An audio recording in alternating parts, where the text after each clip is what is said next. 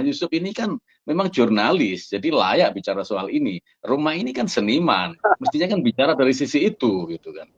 Nah, makanya saya dari awal tidak melihat keanehan atau hal istimewa ketika Roma bicara soal itu. Jadi jangan dong diribru-ribru seperti itu, kemudian dia jadi ikon untuk sesuatu yang tidak dikuasai.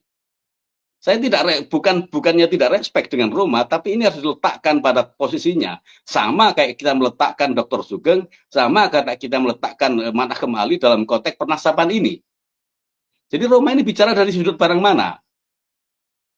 Kita tidak ingin memuja-muja orang atau melahirkan tokoh-tokoh yang sebenarnya bukan tokoh dalam konteks ini. Kita bisa puja-puja ke Kiai Imaduddin karena dia adalah yang menyalakan bel tentang hal ini. Ini serius ini. Saya merasa dilecehkan oleh mereka yang tidak bicara dari si passionnya, kemudian nimbrung di passion orang lain. Ketika orang sekelas Gus Baha bicara soal nasab, yang diyakininya kita rame-rame menyalahkan, ya kan? Katanya bahwa Gus Baha tidak pakar di situ karena dia adalah pakar hadis, pakar fikih, pakar tafsir, yang jelas kan. Kemudian Gus Baha orang melarang Gus Baha untuk bicara soal itu. Jadi konteksnya Bang Roma dari awal itu statusnya menerima. Dari menerima inilah beliau ingin mentransformasikan pengetahuan hasil riset ini dalam konteks relasi sosial budaya Bang Roma. Sehingga dalam posisi seperti ini Bang Roma ingin mentransformasikan titik kesadaran baik Muhyiddin maupun Ba'alwi maupun masyarakat Nusantara ini bahwa ada riset yang rasional. Bang Roma dari awal tidak pernah mengakui ini temuan dia. Dalam klarifikasi pun dia menggunakan buku yang ditulis oleh Kiai Imad. Saudara sekalian, begitu menarik di mana Dr. Soleh Basari mengkritik habis-habisan daripada Bang Haji Rhoma Irama. Nah, jadi meskipun saya juga pribadi kurang setuju dengan apa yang disampaikan oleh Dr. Soleh Basari, bahwasanya beliau menyatakan bahwasanya Rhoma itu tidak mempunyai kapasitas untuk berbicara nasab ini, bahwa beliau itu lupa dengan posisi Bang Haji Rhoma Irama itu bukan berfatwa, ya saudara sekalian, bukan mengeluarkan fatwa, namun posisinya menerima kajian atau menerima karya ilmiah dari Kiai Haji Amiruddin Utsman Al-Bantani. Namun terlebih dari itu, mari kita sama-sama simak apa yang dibicarakan oleh Dr. Soleh Basari dan Kiai Haji Ubaidillah. Oke, silakan. Kiai Ubaidillah. Ini kan menariknya di sini, Bang Haji ketika bertemu dengan karib lamanya, yaitu seorang Habib Abdullah Sahab, itu merasa tetap aja sebagai kawan, tetapi secara tegas, garis tegas, bahwa persoalan nasab beliau tetap kencang, yaitu tidak percaya bahwa meyakini bahwa Habaib atau Ba'alawi itu bukan zuriyah. Makna apa yang Anda lihat pemandangan tersebut sehingga Bang Roma betul-betul kita lihat sebagai sosok humanis, sosok yang betul-betul matang di dalam kehidupan beragamanya. Silakan, Kiai Ubed. Baik, terima kasih Mas Yusuf. Assalamualaikum warahmatullahi wabarakatuh. Rasa hormat saya untuk Mas Yusuf, untuk Kiai Haji Taufik SH, MH, juga untuk Dr. Soleh Basari. Dalam kesempatan ini saya ingin membahas 3 hal. Sebelum memaparkan ketiga hal ini, saya ingin mengawali pada sebuah simpulan saya terhadap fenomena diskursus nasab ini, relevansinya dengan Bang Haji Rhoma Irama. Mabuk nasab Ba'alwi ini itu sudah sampai pada titik kritis. Posisi Bang Haji adalah posisi terapisnya. Bang Haji lah terapisnya. Nah, kemudian Kiai Haji Imaduddin Utsman dan Dr. Sugiharto, Dr. Sugeng Sugiharto dan Profesor Manachem Ali itu dalam posisi seperti ini sebagai diagnosanya, sosok-sosok yang mendiagnosa. Nah, posisi saya ini menghibur saja, menghibur teman-teman Pak Ali, juga menghibur teman-teman dari Kiai Imad.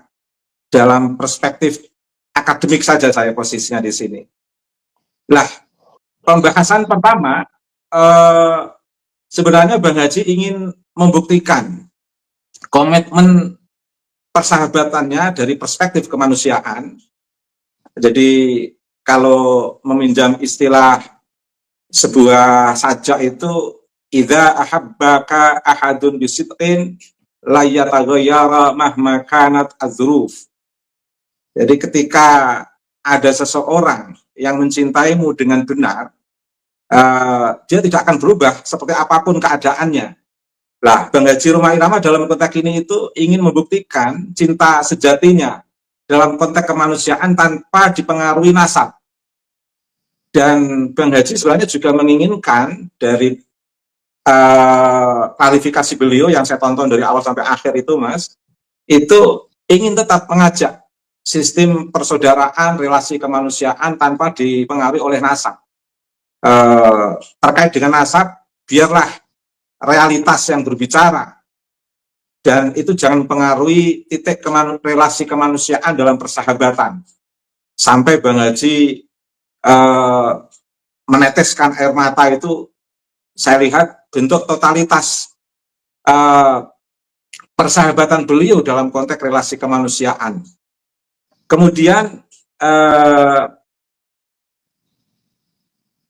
yang kedua, di situ Bang Haji ingin memastikan relasi kemanusiaan itu adalah sebuah relasi yang didasarkan pada wa tawassaw bil haqqi wa tawassaw bis sabr wa atasimu bihablillahi jami'a. Jadi ayat dari surat yang berbeda antara tawassaw bil haqqi wa tawassaw bis sabr, dan dalam ayat yang lain beliau juga mengutip dalam ayat dari surat yang lain beliau juga mengutip wa'tasimu bihablillahi jami'a. Ini bukti bahwa relasi kemanusiaan beliau itu didasarkan kepada untuk saling nasihat-nasihati dalam konteks kebenaran dan dalam konteks kesabaran, juga dalam konteks berpegang teguh pada tali Allah, yaitu Islam. Sebenarnya ini yang ingin ditekankan oleh Bang Haji Roma Irama dari pembahasan saya yang pertama, Mas Yusuf. Yang kedua, Bang Haji sebenarnya ingin memberi ruang hak atas potensi manusia tanpa dirusak dengan amarah. Jadi Bang Haji itu betul-betul clear dalam konteks meletakkan potensi manusia. Potensi manusia itu kan ada roh. Roh punya nutrisi, nutrisinya adalah membangun keutuhan relasi dengan Allah sebagai sebuah fitrah yang tidak bisa diganggu-gugat oleh siapapun, hatta bahkan orang mengaku ateis sekalipun itu sebenarnya hanya dalam konteks lisannya, tapi hatinya secara fitrah tidak bisa dilepaskan dengan Allah, karena itu bagian daripada nutrisi roh manusia. Dan yang kedua, manusia itu ada potensi qalb. Potensi qalb ini butuh nutrisi. Nutrisinya adalah empati, simpati terhadap kemanusiaan. Dan itu ingin direfleksikan oleh Bang Haji, bagaimana beliau tetap ingin mempotensikan hatinya dalam ruang kemanusiaan dengan dalam diskursus nasab ini dengan para habaib untuk tetap merefleksikan kasih sayang dan cinta.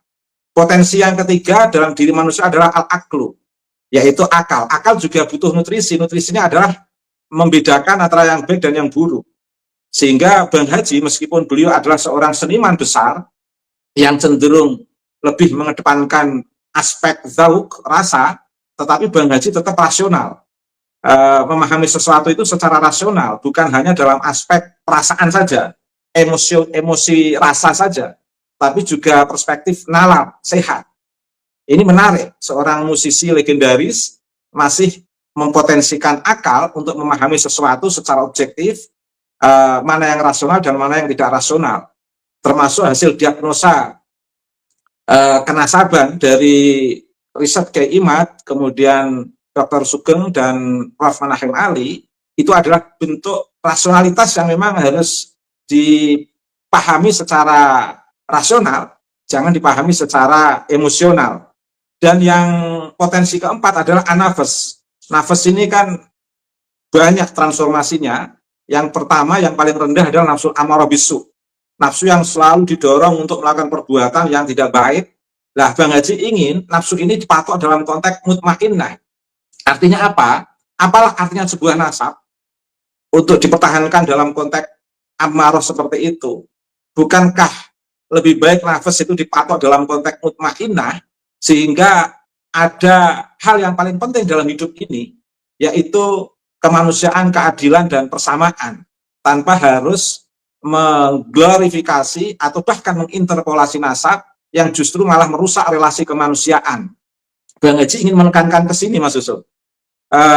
Kemudian yang terakhir dari simpulan saya setelah nonton klarifikasi dari Bang Haji Roma Irama, itu saya membaca Bang Haji ingin ingatkan dua hal yang berbahaya pada diri manusia, yaitu al-amthal wal ajsam. Ada kecenderungan manusia itu membuat pengandaian dan perumpamaan dalam hidupnya yang akan menjatuhkan manusia pada halusinasi dan imajinasi yang negatif. Dan Bang Haji ingin mengajak sebuah perumpamaan atau pengandaian dalam hidup itu mestinya harus diarahkan dalam bentuk perumpamaan atau pengandaian yang lebih realistik, yang lebih mengarah pada karya-karya yang lebih bermanfaat. Jangan sampai perumpamaan itu hanya jatuh pada pola-pola glorifikasi atau mengunggul-unggulkan leluhur yang tidak rasional, yang tidak empirik, yang tidak realistik, yang justru akan menjerumuskan arah hidup manusia. Toh pada akhirnya kalau sudah mengglorifikasi, orang bisa mengglorifikasi, setelah mengglorifikasi mau apa? Ibaratnya kalau orang itu membayangkan pengen naik pesawat, setelah naik pesawat lalu mau apa? Membayangkan pengen makan sate, setelah makan sate lalu mau apa? Mengglorifikasi nasab, mengunggul-unggulkan leluhur secara berlebih-lebihan. Kalau sudah selesai mengglorifikasi, mengunggul-unggulkan lalu mau apa? Sebenarnya kan hanya pada tataran perumpamaan saja itu.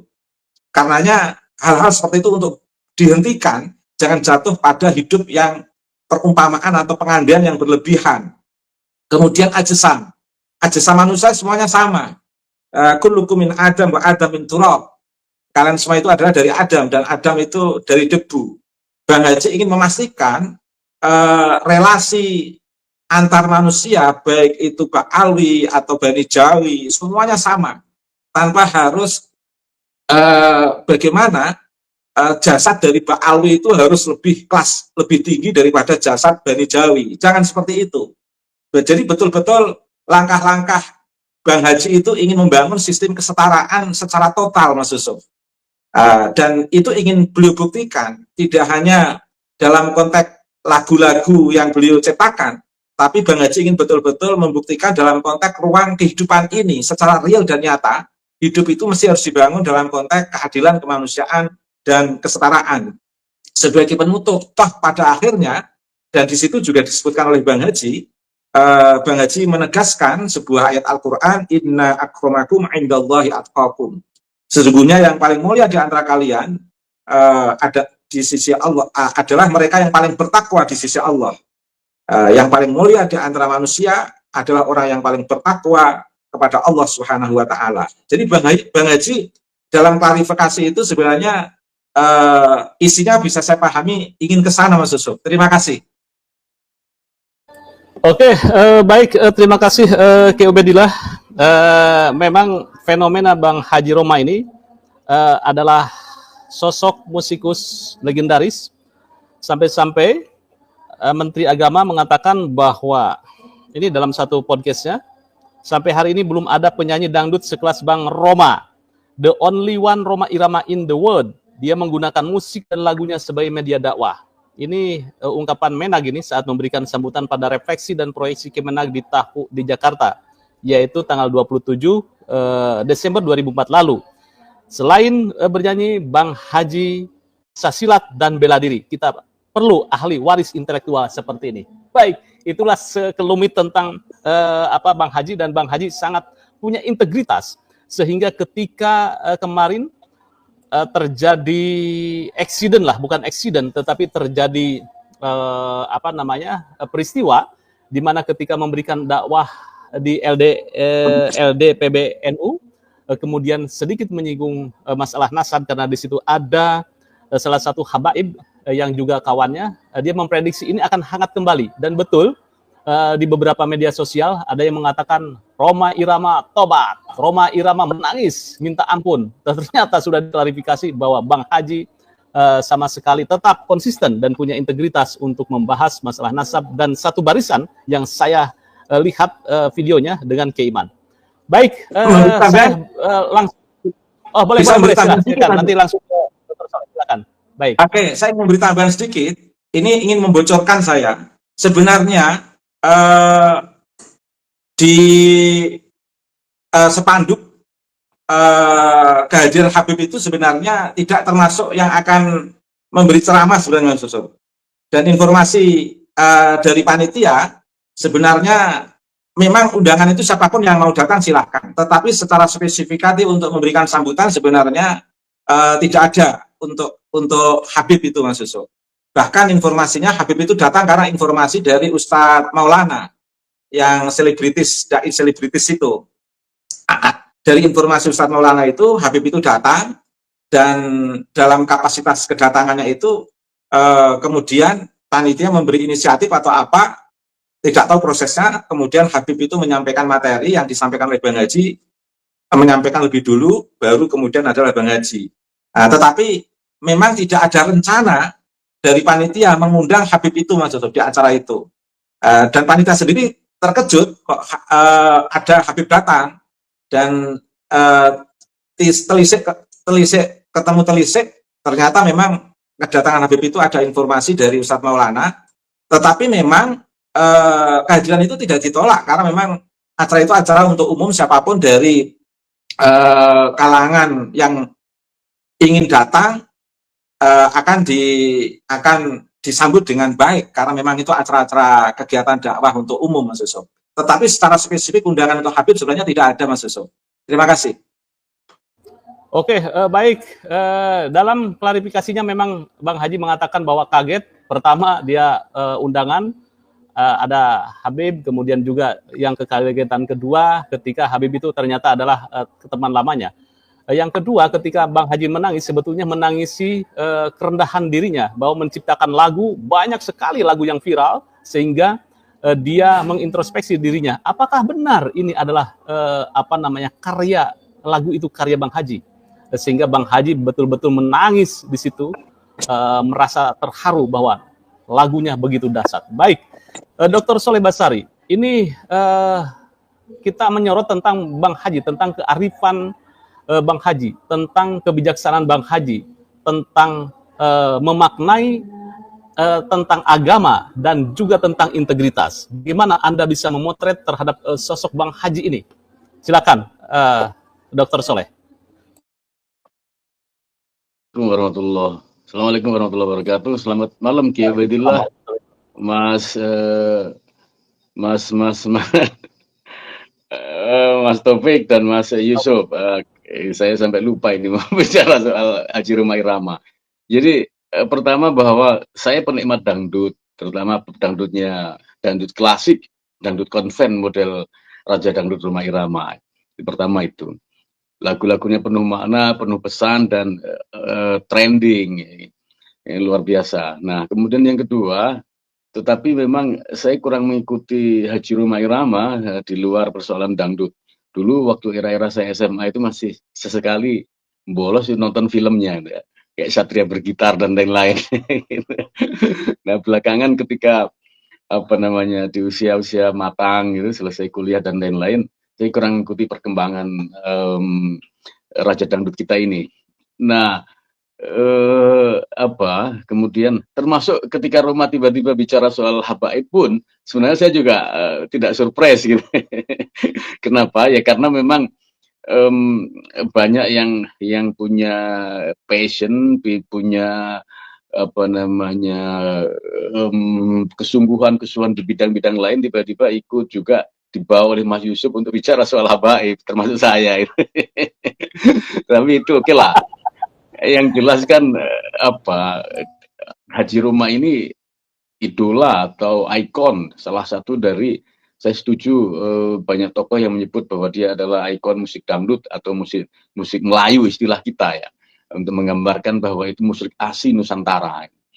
Nah, sebenarnya saya menunggu Haji Rhoma Irama ini tidak sekedar bikin podcast atau tidak bicara soal habaib seperti pada suka atau yang lain-lain, tapi saya menunggu rumah ini seperti bikin karya kayak Qasidah Burdah atau Maulid Ad-Dibai atau semacamnya. Kenapa? Ya kalau beliau ini kan teruji, terbukti, empirik, karya-karyanya trending, karya-karyanya digemari, karya-karyanya itu menjadi legend di bidang musik, di bidang seni, di bidang perfilman. Nah, dan saya juga menikmati syair-syairnya yang dalam, syair-syairnya yang penuh makna, yang ngena gitu kan. Nah, artinya kan kalau hal ini dipindah ke katakanlah cinta Rasul dalam perspektif pelurusan bahwa mereka yang mengaku dirinya dzurriyyah yang kita dikenal dengan nomenklatur habaib itu bisa diluruskan dengan model-model seni, bukan model-model yang umum seperti Mas Yusuf. Mas Yusuf ini kan memang jurnalis, jadi layak bicara soal ini. Roma ini kan seniman, mestinya kan bicara dari sisi itu, gitu kan. Nah, makanya saya dari awal tidak melihat keanehan atau hal istimewa ketika Roma bicara soal itu. Kemudian yang kedua, analisis Roma ketika terkait bahwa habaib itu bukan dzurriyyah itu juga sangat standar. Sangat standar artinya bahwa itu juga dikutip oleh banyak orang yang kontra Muhyiddin. Jadi kita tidak melihat sesuatu yang genuine dari Roma Irama ini terkait dengan cara dia memotret bahwa habaib bukan dzurriyyah.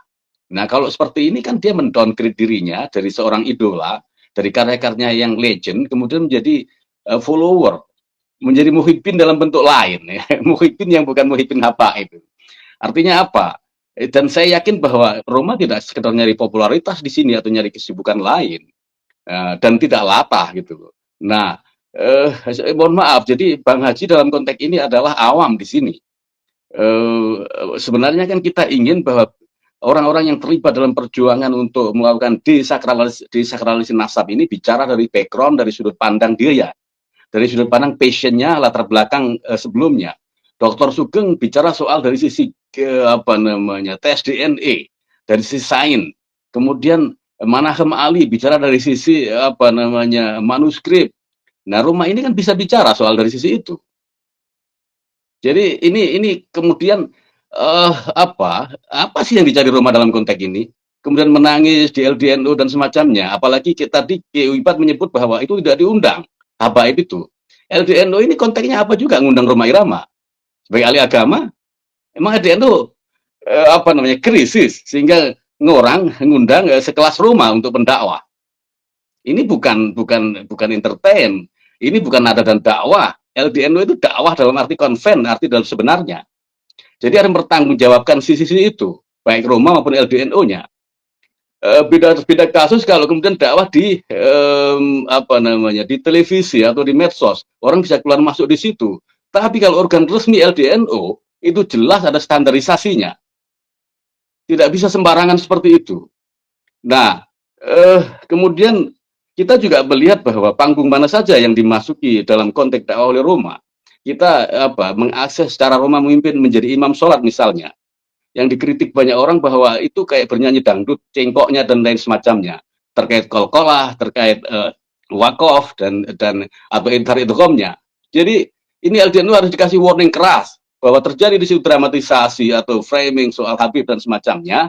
Kita dorong Roma untuk bicara di sisi itu dari konteks passion dia, dari konteks background dia, bukan ikut-ikutan Yusuf Maras, bukan ikut-ikutan Fuad Pleret atau semacamnya. Jadi Manahem Ali cocok di situ, dia bicara soal manuskrip. Kemudian Dr. Sugeng cocok di situ karena dia bicara dari sisi sains. Saya cocok di sini karena saya mengutip hadis Quran yang genuine. Jadi jangan dong diripro-ripro seperti itu, kemudian dia jadi ikon untuk sesuatu yang tidak dikuasai. Saya bukannya tidak respect dengan Roma, tapi ini harus diletakkan pada posisinya. Sama kayak kita meletakkan Dr. Sugeng, sama kayak kita meletakkan Manahem Ali dalam konteks penasaban ini. Jadi Roma ini bicara dari sudut pandang mana?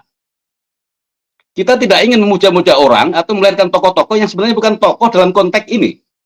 Kita bisa puja-puja ke Kiai Imaduddin karena dia adalah yang menyalakan bel tentang hal ini. Ini serius ini. Saya merasa dilecehkan oleh mereka yang tidak bicara dari si passionnya, kemudian nimbrung di passion orang lain. Dan itu tidak tuntas, dan itu tidak genuine. Kalau dia menghadirkan sesuatu yang unik, yang genuine, yang diterima oleh publik sebagai yang tidak didapatkan dari pihak lain, oke lah. Kalau kemudian repro-repro dan semacamnya, saya apa namanya, kekaguman saya pada Roma itu menjadi menjadi penuh pertanyaan bahwa lagu-lagu yang legend itu, informasi yang saya dengar kabarnya adalah repro dari lagu-lagu India atau terjemahan atau lain-lain. Ini nanti perlu kita cek lagi. Kalau kemudian bukan genuinitas yang dihadirkan, kalau berlagu itu boleh lah, nggak ada persoalan. Tapi kalau soal pernasapan, dia membangun reasoning, membangun dalil yang bukan dari pencarian dirinya, beda kasus dengan Kiai Imad, beda kasus dengan apa namanya Dr. Sugeng dan juga Manakam Ali. Dalam konteks ini kita letakkan dalam seperti apa peta tentang Roma ini, kan gitu. Mungkin itu dulu Mas Yusuf. Ya. Saya harus kalah ini. Baik. Saya sedikit mengklarifikasi ya Dr. Soleh, yang saya tahu informasinya bahwa Bang Haji Roma diundang ke LD PBNU adalah dalam rangka dakwah musik dan dakwah, sehingga Bang Haji mencoba untuk memberikan sebuah elaborasi tentang musik, kemudian tentang dakwah, sehingga bagaimana peran efektivitas musik di dalam dakwah Islam. Nah ini sebetulnya yang saya lihat ini Bang Haji Roma ini tidak tahu apa-apa skenarionya dan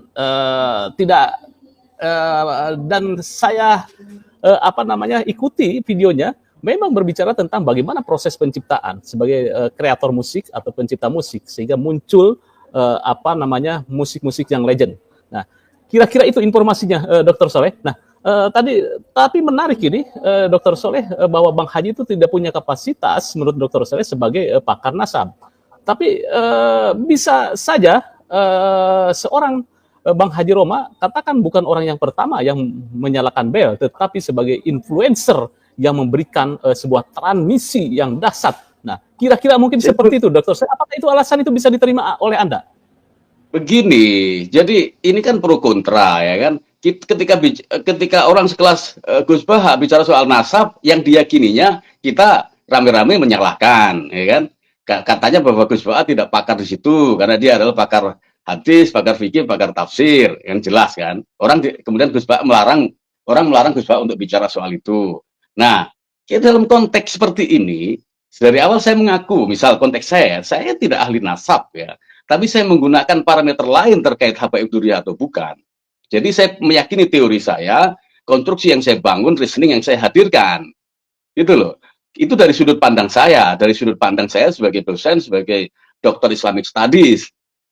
Ini harus ada penghormatan pada itu. Kita melarang Gus Baha untuk bicara pernasaban karena katanya tidak ahli di situ, kemudian tiba-tiba memberi ruang yang luar biasa pada Roma. Yang kita tidak mendengar genuinitas pemikirannya, bangunan reasoningnya, cara dia mempresentasikan, melakukan istimbat hukum, melakukan penyimpulan bahwa dia bukan duriyah itu seperti apa. Jangan dong kita melarang Gus Baha bicara itu, tapi kemudian persilahkan Roma yang sama-sama tidak punya keahlian bicara itu.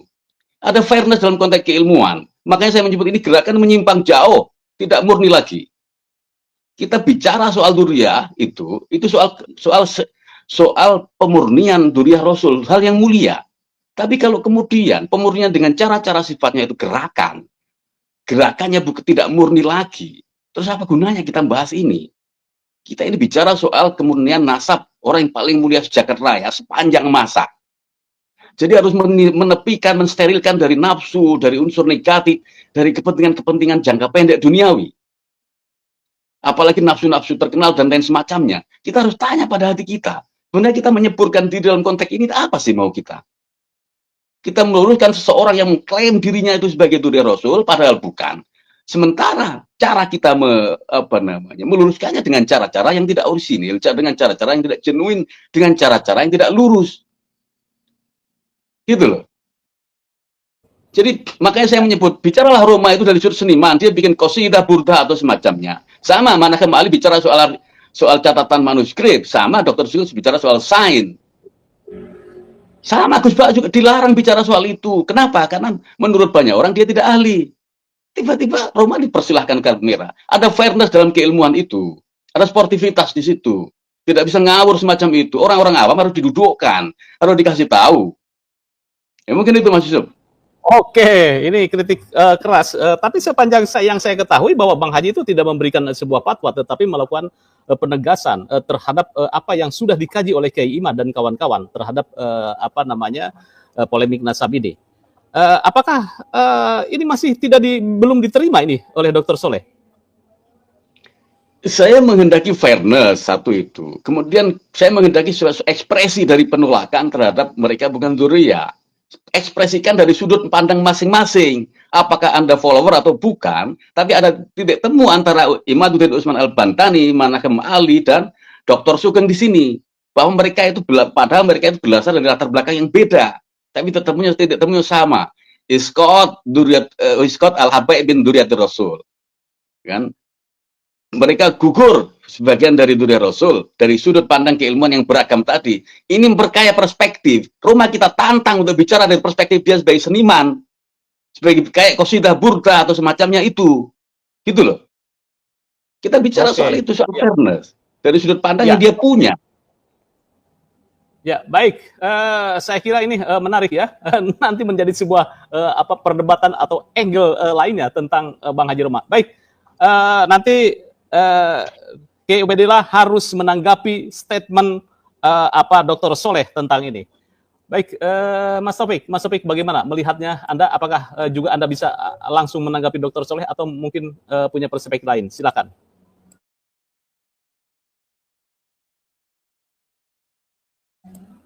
Mas, speakernya Mas, mute.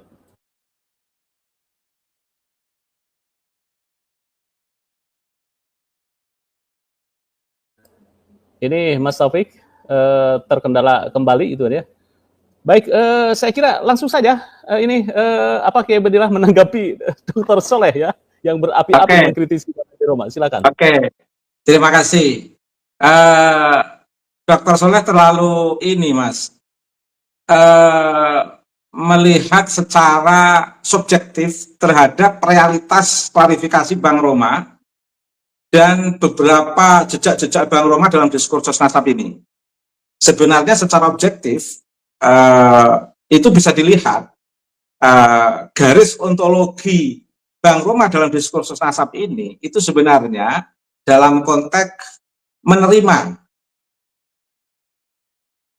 temuan hasil riset Kiai Imad dalam kajian Aturos, menerima hasil riset Dr. Sugeng dalam konteks kajian DNA, menerima hasil riset Prof. Manakhem Ali dalam konteks filologi. Jadi konteksnya Bang Roma dari awal itu statusnya menerima. Dari menerima inilah beliau ingin mentransformasikan pengetahuan hasil riset ini dalam konteks relasi sosial budaya Bang Roma. Sehingga dalam posisi seperti ini Bang Roma ingin mentransformasikan titik kesadaran baik Muhyiddin maupun Ba'alwi maupun masyarakat Nusantara ini bahwa ada riset yang rasional. Bang Roma dari awal tidak pernah mengakui ini temuan dia. Dalam klarifikasi pun dia menggunakan buku yang ditulis oleh Kiai Imad. Jadi Bang Roma sudah sangat fairness. Itu realitas. Sama seperti saya dalam diskursus ini, itu kan mengambil titik hikmah. Manfaat dari hasil riset itu dalam konteks keadilan, kemanusiaan, dan kesetaraan. Nah, titik tekan yang ingin kita kembangkan adalah kemanusiaan, keadilan, dan persamaan. Tidak bedanya dengan Prof. Said Akil Sirot ketika di Malaysia ditanya tentang diskursus nasab ini, beliau juga mengembalikan kepada Kiai Imaduddin Utsman. Nah, dan Kiai Said Akil Sirot menguatkan dalam perspektif kesejarahan perkembangan keilmuan di Nusantara ini yang selalu beliau ulang-ulang bahwa sumber-sumber keilmuan di Nusantara ini tidak ada dari Yaman, justru berada dari luar Yaman, dari Irak, dari Mesir, dari selain Yaman. Ini dari perspektif Prof. Said Akil Sirot. Sama Bang Roma juga statusnya menerima. Makanya tadi saya katakan Bang Roma itu meskipun seorang the legend of music dangdut, beliau tetap menerima aspek rasionalitas, aspek akal, sehingga yang notabene sering menggunakan perasaan untuk berkarya, zauk rasa maksud saya, untuk karya-karya musik beliau tetap menggunakan potensi akal untuk membedakan mana yang baik dan mana yang buruk, mana yang tepat dan tidak tepat dalam diskursus nasab ini. Saya kira itu sudah sangat clear, posisi Bang Roma sudah sangat fairness menurut saya, Mas. Itu Mas Yusuf, terima kasih.